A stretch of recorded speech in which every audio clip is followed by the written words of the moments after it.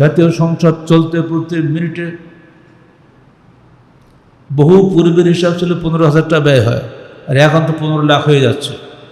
যত আলতু ফালতু বাজে গালিগালাজ, ওয়াক আউটার, হ্যাঁ জজতুল বলা ছাড়া ওই সংসদে কোনো কাজ আছে? যা হবার তো আগাতে পরিকল্পনা হয়ে যাচ্ছে। আর এখানে এসে গেলে একটা শো, একই দলের লোক সব দলের নেতা যা বললো, বাকিরা সবাই টেবিল চাপড়ে সমর্থন দিল, এটাই হলো কাজ। আর বিরোধী দল একটা বিরুদ্ধে বললো, মানল না, ওয়াকআউট। এই খেলা করা ছাড়া কোনো কাজ আছে? লক্ষ লক্ষ না কোটি কোটি টাকা ব্যয় করে এই সমস্ত এমপি মন্ত্রীর নাম ধরে লোকদের কাছে সারা দেশটা জিম্মি।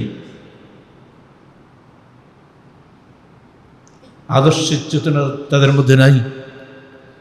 এদেশের মানুষ যে কোরআন সুন্নাহর অনুসারী সে চিন্তা তাদের মাথায় নাই।